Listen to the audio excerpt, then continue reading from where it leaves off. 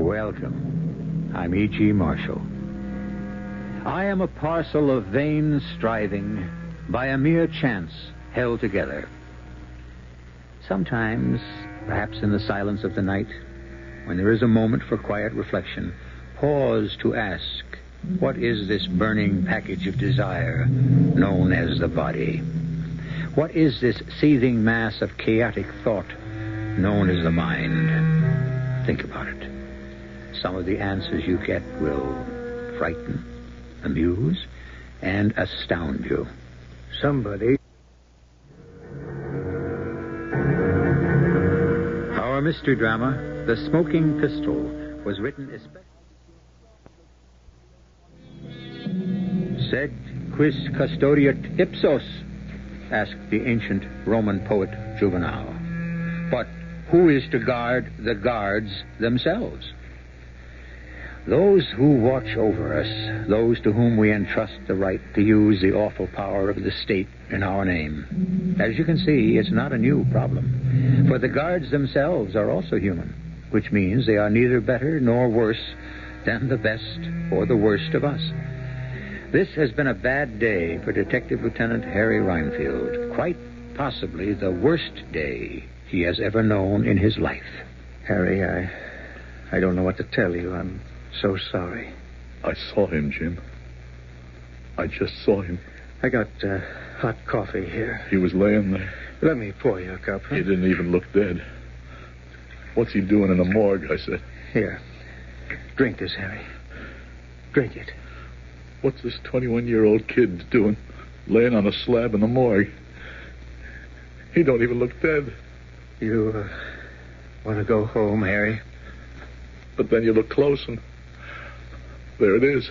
Maybe you should come home with me, Harry. Just a little black hole. Stay with Belle and me tonight, Harry, and get some sleep. And it's my fault. No, it isn't. He was crazy to be a cop. Why do you want to be a cop, I asked him. Go to college, I told him. He went to college. Yeah. The day he graduated, he joined the cops. What did he need it for? I gave the department 25 years. Shouldn't that be enough for one family?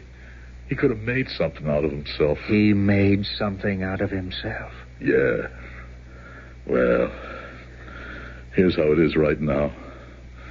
I'm out to get the punk that killed my boy. I know how you feel. If I have to spend the rest of my life, I'll get him. And, Jim, this is between you and me. Don't expect me to bring him in. Harry. So look at me, Jim. Harry Reinfield, Detective Lieutenant Harry Reinfield, ace homicide sleuth.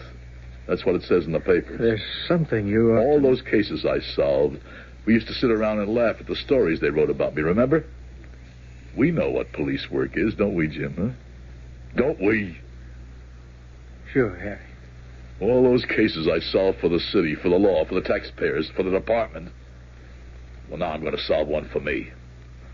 I'm going to crack one, break it wide open. Nobody's going to stop me. And when I get my hands on that... Harry, sit down. Don't you give me orders. I'm your superior. I got the right to give you orders. Not today. Sit down. We got him. You what? I said we got him. You brought him in? Yeah.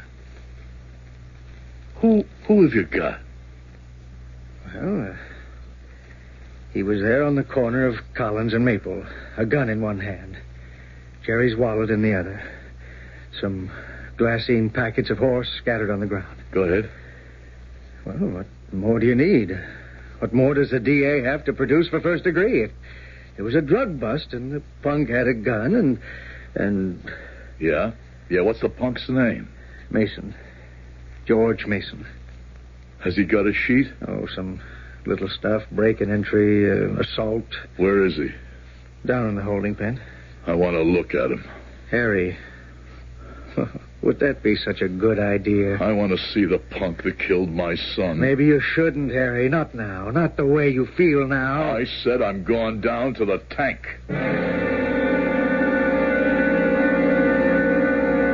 On your feet, punk.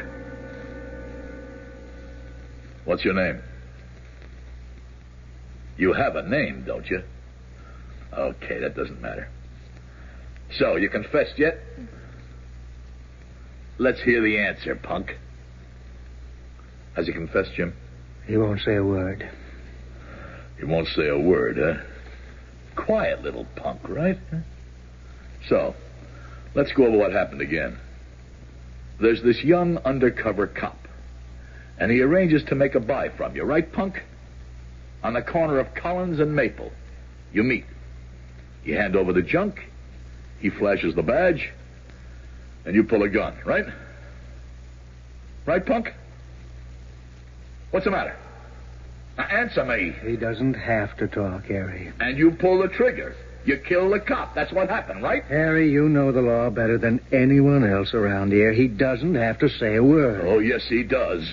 He does, and I'm going to make him sing the loudest song you ever heard. Are you crazy? You can't rough this kid up. He's going to talk, Jim. Lay a finger on him and you destroy the case. He'll get away with it.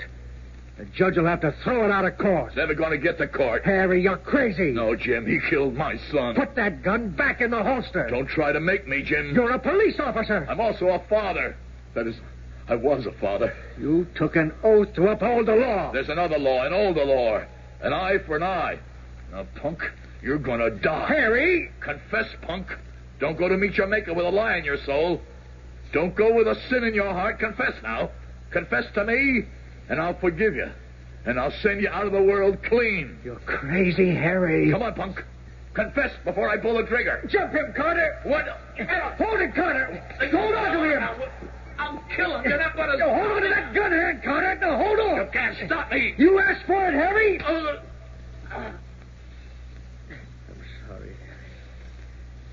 I'm sorry.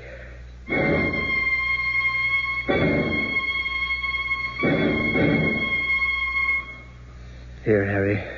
Drink this. What happened? Well, we had to subdue you, as the saying goes. Subdue? Yeah. I've been on the other side of that subdue from time to time. You know? Yeah, well, now you know how the other half lives. I see. I'm home. Yeah. Carter and I figured it would be best to bring you here. You would have killed that punk. I would have. Well, can I give you back your gun? Yeah. Harry, take some time off. You got plenty coming due. Think about it, huh? I'll think about it. You want to come over to the house and stay with Belle and me for a while? No, Jim, I'll stay here. You shouldn't be alone. I know. But I'm going to be alone for the rest of my life.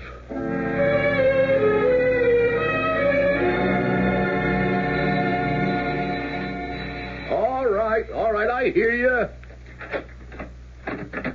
Yes? You're Lieutenant Minefield. Yes?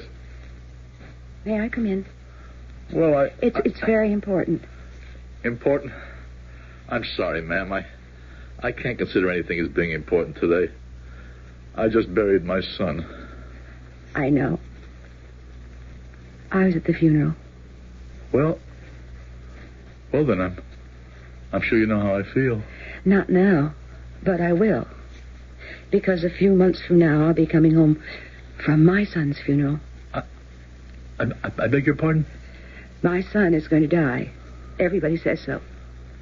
That's because everybody says he killed a cop. Look, ma'am, My name is Mason. Bessie Mason. Mason. I'm George Mason's mother. I must talk to you. We don't have anything to say to each other. Please. Mrs. Mason. Please. Look, I don't want to seem impolite or anything like that, but I must ask you to leave. But he didn't do it. The evidence speaks for itself. I don't care about your evidence. Well, what do you want me to do? What the city pays you to do. Find the killer. The killer's been found. My son is innocent. How do you know? Because he told me. Oh, sure, yeah. That makes everything different. Your son is a punk. In many ways, yes. I can't deny that. He's already done time? That's a matter of record. Once for break and entry? Yes. And once for assault? Yes. And he was innocent those times, too, huh? No. So he's not a little angel? No, he's far from it. But he's not a murderer. Look, lady, I just can't stand here and talk to you. You'll have to excuse me. Please let me in. I... Thank you. What do you want me to do? I've already told you. Find the killer. Now, Lieutenant, you had a good boy. I don't. And it's my fault. I was busy, very busy. His father ran out on me many years ago, and I got a job in personnel, and I made something of myself. But I guess I neglected George.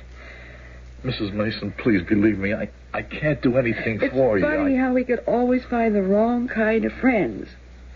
But, you know, no matter what kind of trouble he got into, one thing he never did, he never lied to me. And he said to me, Mother, I didn't kill that cop. I didn't. Look, Mrs. Mason, let me tell you something. I've had experience in these things.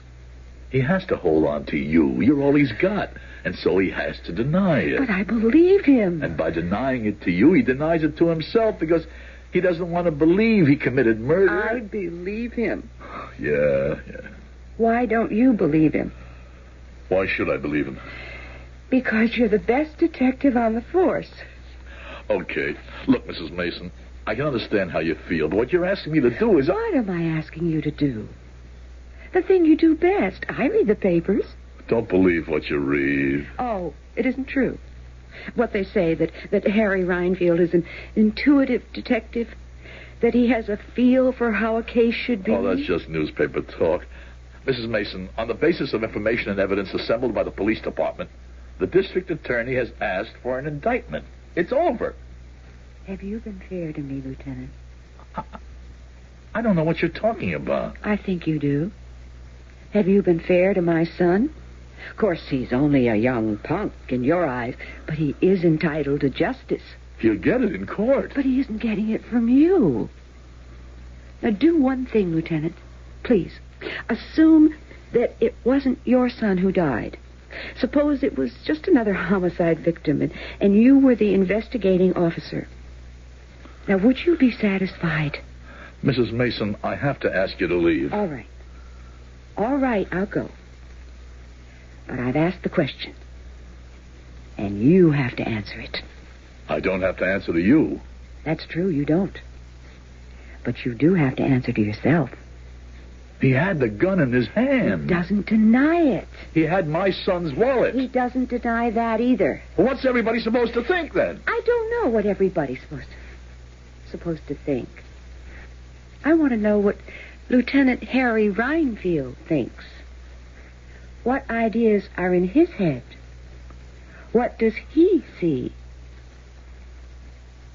I know my son is innocent. Won't you prove it, Lieutenant?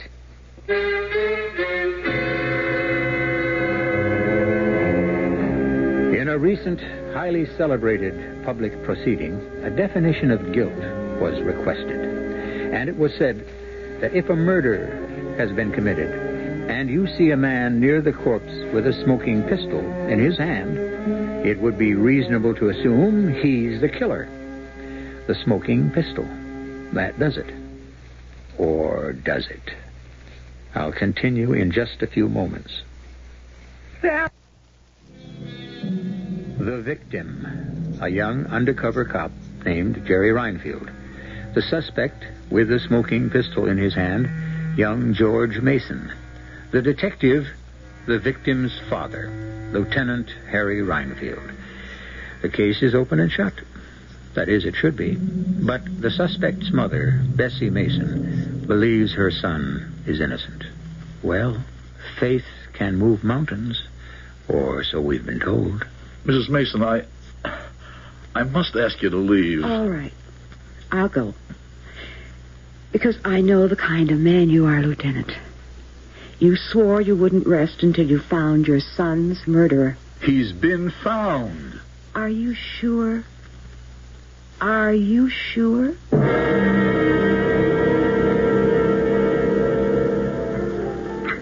What are your plans, Leona? Plans? I don't know. I haven't made any. Are you going to? I suppose so. One day. Thanks for taking me to dinner, Dad. Thanks for calling me Dad. I guess today it would have been official. Yeah. I'm sorry, Leona. A quiet little wedding. That's what we wanted. You'd have made a good wife for a cop. Oh, how do you know? You've known me such a short time. Whirlwind courtship, that was Jerry. Love at first sight. It's the only kind there is. Jerry. He met me at a party on a Friday night. He proposed to me on Saturday morning. I said yes Saturday afternoon. Saturday night, he tried to talk me out of it. Why? He suddenly realized, he said, how dangerous a cop's life can be. He didn't want me to be a cop's wife, especially his wife. Doing undercover work, he'd made a lot of enemies. Yeah, I know. After some pretty good arrests, there were threats made on his life.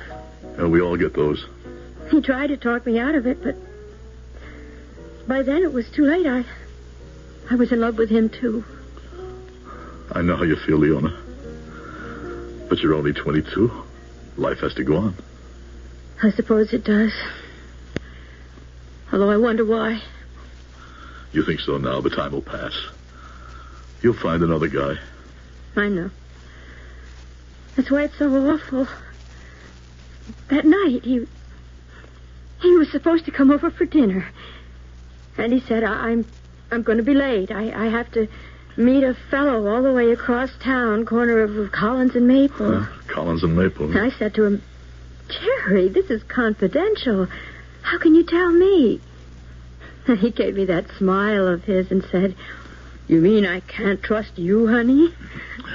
I used to tell his mother everything, too. You're not supposed to, you know. I was so scared. It's such a dreadful neighborhood. And he laughed and said, if you're out to make a drug bust, you don't usually go to the high-rent district. One consolation. At least they got the killer. Yeah, we got the killer.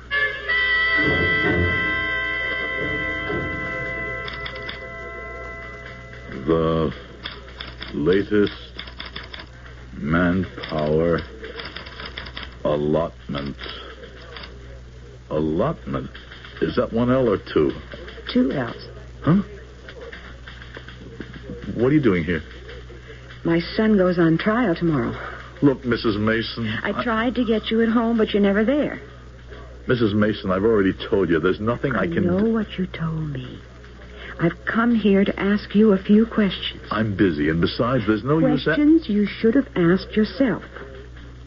Now, who was your son supposed to meet? We know that, a drug pusher. Right, not anyone of great importance, just a pusher. Your son. Let's say it was my son. Why would my son kill him? Because, A, your son spotted him as a cop. Or B, after my son identified himself, your son decided to shoot it out. You're forgetting C. Your son's gun was still in his holster. Your son felt safe. Why? Because he knew he was going to pick up a small potato. That describes your son, doesn't it? But small potatoes don't kill cops. Why? You know perfectly well, if my son was pushing drugs, he'd be part of an organization. You know they protect their own. You know that he would get a suspended sentence, maybe a few months in jail. That's how it usually works out. Why kill? Reasonable, logical. But your son just lost his head. My son didn't do it. And your son wasn't there merely to catch a small-time pusher. He was being set up. By who? Well, am I a law officer? Do I have the resources of the police department behind me? Why would my son be set up? Well, maybe he was too good a cop. Maybe somebody didn't like him. If your son didn't do it, why was he there with a gun in his hand? Why don't you ask him? The other officers in the case have asked him. Then why didn't they listen to his answer? Really listen. Mrs. Mason. You know I'm right. What do you want from me? Now, why are you angry? I'm just a mother, and not a very good one. Now, all I know is my son tells me he's innocent, and I want to believe it. I want to believe it. Now, look, no. It's all right. I'm sorry I bothered you. Please excuse me.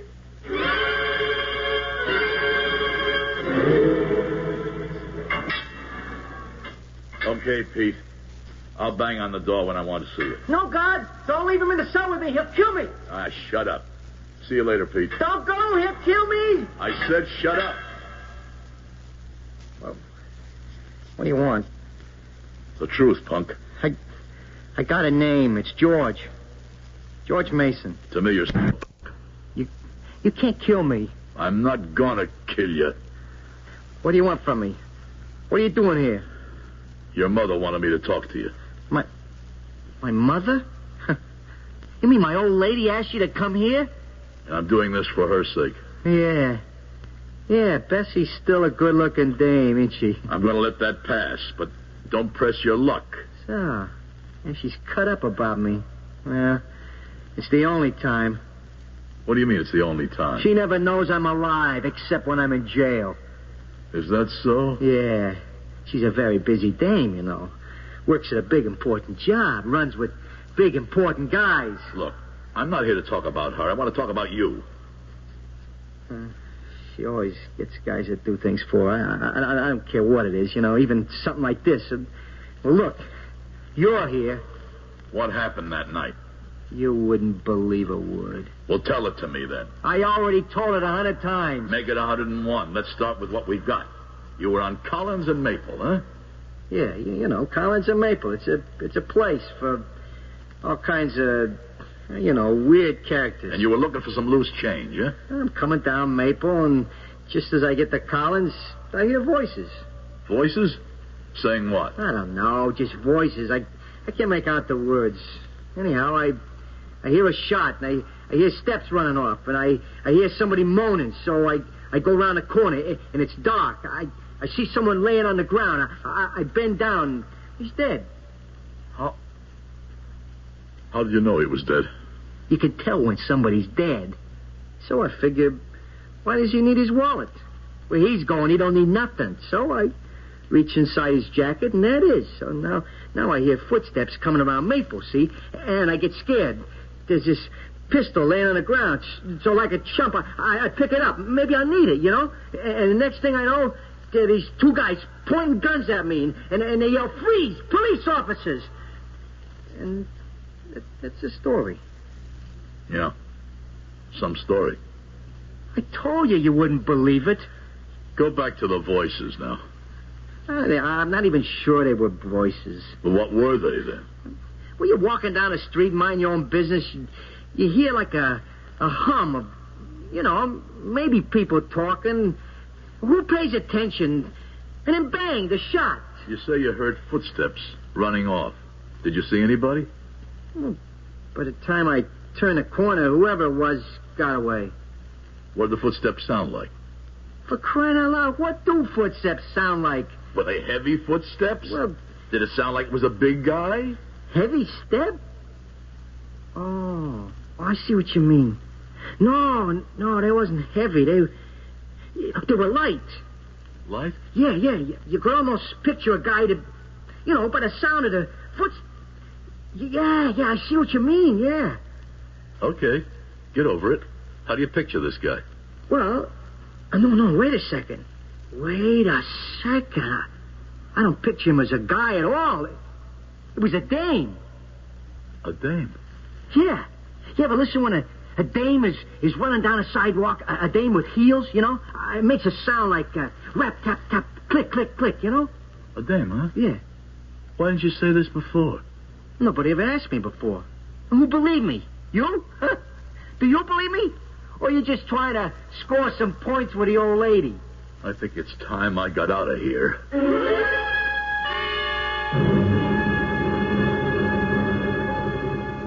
Harry, we were all through this. We went over it with his partners, Carter and Fordyce. He said to them, "I'm making a contact at Collins and Maple, 9 o'clock. They were there to back him up. They had to keep out of sight. They saw him go around the corner, then they heard the shot. When they got to him, he was on the ground, and the punk, this George Mason, was standing there with the gun in his hand." And they didn't see anybody else? Didn't hear anybody else? You want to ask him again, he'll get the same answer. The punk says he heard someone running away. Oh, sure. What's the matter with you, Harry? Showwave reacting to your son's death. Suddenly this concern for the killer. Who says he's the killer? Harry, you're talking to me. He was standing there with the smoking pistol. Now, we're satisfied he did it. So is the DA. In a matter of weeks, so will 9 judges and a jury. Yeah, well, maybe I'm not satisfied. It can be a problem if your attitude becomes known, Harry. Well, once he's acquitted, that's the ball game. I'm not sure of anything anymore. Ever since Ruth died, your son has been your whole life. I know that. And now, suddenly he's gone, and you've got nothing and nobody. Well, that has nothing to do with it. This Mrs. Mason is a very good-looking woman. And that has nothing to do with it. You sure about that? You're lonely, Harry. She means nothing at all to me. Nothing. I got a hunch about this case. Harry, the two of them, the punk and his mother, they could be working this together, playing you for a sucker. Yeah, maybe. Well, you admit it's possible. Oh, anything's possible. Everything's possible. All right. All right. What are you going to do?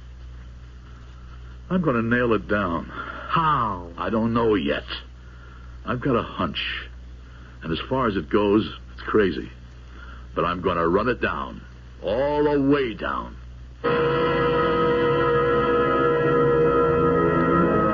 As it stands right now, the district attorney has a good enough case to get a verdict of murder in the first degree against George Mason for the murder of Officer Jerry Reinfield. He had the smoking pistol in his hand. Why shouldn't Lieutenant Harry Reinfield be satisfied with that and let the law take its course? Why? I'm sure we'll find out in Act 3.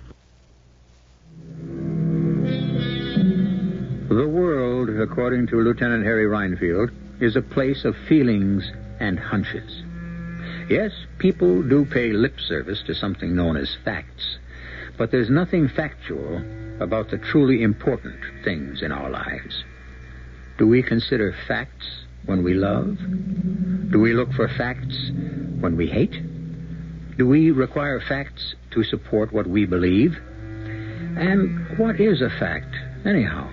Do any two people look at the same so-called fact in exactly the same way? You, busy, Harry? Yeah. Doing what? I'm looking through this file. Which file is that? The threat file. What for? These are all the letters we get threatening to kill cops. Harry, this is stuff written by nuts. Who else commits murder? Harry, this thing is so obvious. George Mason has to be the killer. What are you doing to yourself? This is how I work. Is this the theory we're going on now? Some nut sends a letter threatening to kill a cop? Then he sets Jerry up? We're just following a certain line of inquiry and seeing where it leads us. Oh, yeah. Well, let me know when you get there. Look at this. A plain piece of white paper, neat, clean, and typed. Very good typing, huh? Fresh black ribbon. So what? Well, your average nut letter is typed badly on an old machine with hardly any black at all on the ribbon. You still haven't told me what this proves. The strike on each letter is even. And this was done by a typist. Okay, there are nuts who know how to type, so what? But listen to this. I intend to get even with you for what you did to someone I love more than anyone else in the world. What was done to him will be done to you. And? That's it. That's all of it. And somebody wrote that kind of note to Jerry? No. It's addressed to me. To you? See? Lieutenant Harry Reinfield. Okay, for the sake of argument, somebody's out to get you. So they call to set up a trap. But the call goes to the wrong Reinfield. To your son Jerry instead. So it's mistaken identity. If I could only find the machine on which this was typed. Oh, sure. There are only 1 million typewriters in the city. Look, Lieutenant, I told you. I couldn't make out what them voices were saying. Now just relax. You're not giving me any help. The voices now. They were low? I could hardly hear him. Well, what did you hear? Now, just be quiet. Don't say a word. Now, you're walking down a street at night. It's dark. Deserted. You approach the corner. You're aware of voices. I told you, Be quiet. Shh. Why do you say you heard voices? Because... Come on, tell me. Because... Why do you say voices? Why not noise from a truck or why not a dog barking? Because they were human voices. I mean, people. They were saying words. What words? I don't remember. There's no way I can remember. Don't quit on me now. I wasn't paying attention. Maybe you don't remember the words. Can you remember how they were said? How they were said? Yeah, did it sound angry, like an argument? An argument? Yeah. Yeah, I think so. Why? It sounded like a fight. Yeah. One word I can remember. One word. Crazy. Crazy? Yeah, that was the word. No, the two words. You're crazy. And then the shot. And the dame ran away. I mean, I heard what had to be a dame's footsteps running away. You heard him say, you're crazy, right? Yeah. Now that I concentrate, that's what I heard. But don't ask me to remember anything else. That was all I heard. It's enough.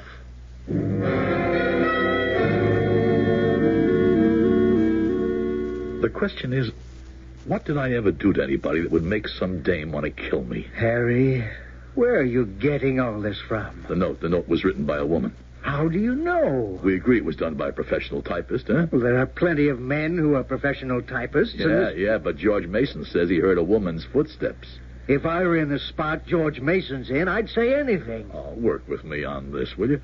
What did I ever do to anyone that would make some dame want to kill me? Now, this note was received on April the 18th, which means that whatever it was, it happened before that date. Now, what did I do? It beats me. You were the one who said it could have been mistaken identity. Someone's out to get me. They call me to set me up, except they get Jerry by mistake. So this dame meets Jerry and says, Lieutenant Reinfield, I'm going to kill you. Or something like that. And she has the gun, and Jerry says, you're crazy.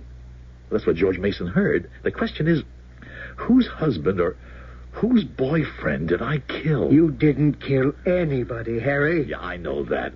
In all the years on the force, I never had to fire a single shot. But whose husband or boyfriend did I send up for life, or who died on account of me? You better forget that letter and the file and let justice take its course.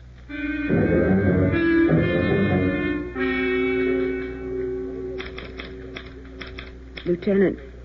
Oh. Hello, Mrs. Mason. I've just come from the courtroom. The jury will find him guilty. Mrs. Mason, I've done what I could. Have you? What more do you want? I don't want my son to pay for a crime he didn't commit. I'm going to tell you something, Mrs. Mason. You can take this any way you like. I didn't have to do anything at all. It wasn't my case, you understand? You talked me into trying to open up something that was already closed as far as the department is concerned. I thought you were proceeding out of a sense of duty. Oh, that's just conversation. Look, I went as far as I could, and it wasn't easy. What I'm doing could be prejudicing the state's case against your son. Well, our lawyer doesn't seem to be getting much mileage out of that. I don't know why I'm doing this. Am I doing this because you're an attractive woman? We're very much alike in certain ways. We go by intuition. I follow mine all the way. And usually you go all the way with yours. Except this time. I don't know what you're talking about. Now, don't fence with me. Are you protecting somebody? Who? You tell me. Now, there's one last question. What would you do as a matter of routine in an ordinary case that you haven't done here? Nothing. I've done absolutely everything. I've... Yes? What? Well, but it's not important here. What's not important? Well, going on the theory that your son is innocent, who knew my son would be on that street corner? Well? Nobody. Nobody? Well, there's two partners. I eliminate them. And nobody else? There was nobody else. Yes? There was somebody else. Who? Oh, that's impossible. That's impossible. Is it impossible, or do you want it to be impossible? Mrs. Mason, I need your help. Here, read this note. I intend to get even with you for what you did to someone I love more than anyone else in this world. What was done to him will be done to you. Now, why do I believe that Jerry was killed by mistake? Maybe that was how the killer wanted to get back at me. Who's the killer? The one who typed this note. Now, if the person who knew where Jerry was going to be that night also had the machine on which this was typed, I've broken the case. Are you still willing to help?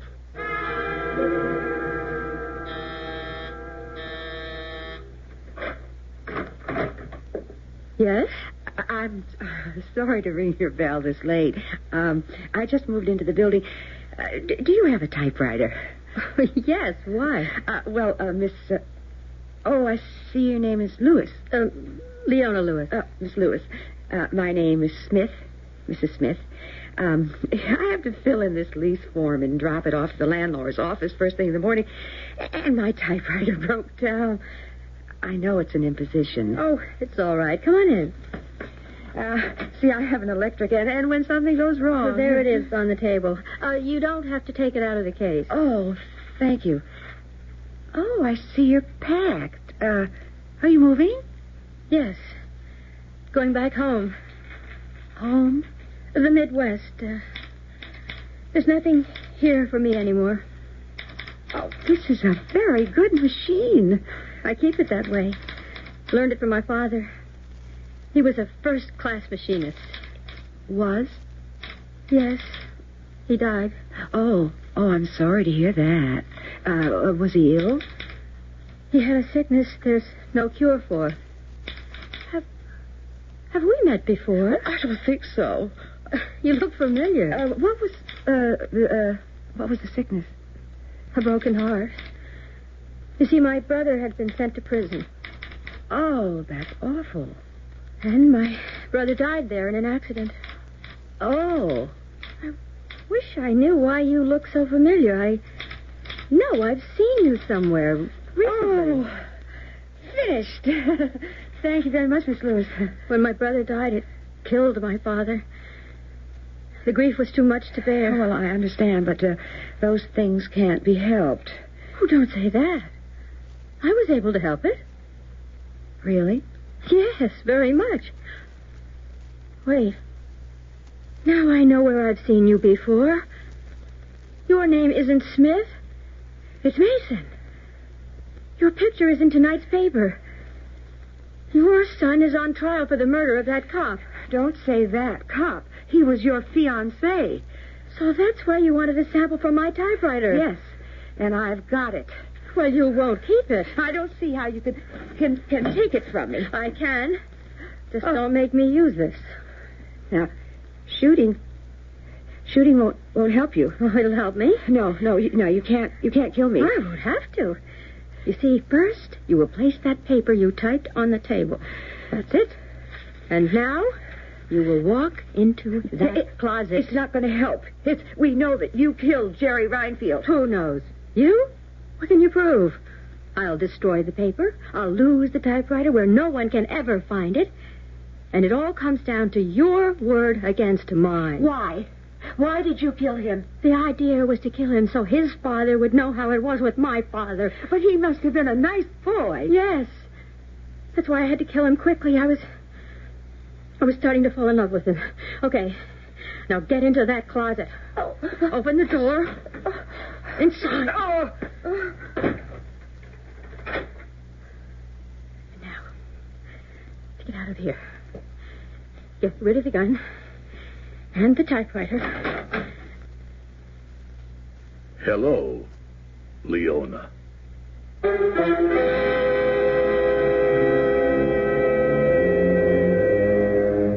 Hello, Leona, says Lieutenant Harry Reinfield. Of course, goodbye, Leona, might be more appropriate. I can inform you that Leona Lewis was found mentally disturbed and is serving an indeterminate sentence. I shall return shortly.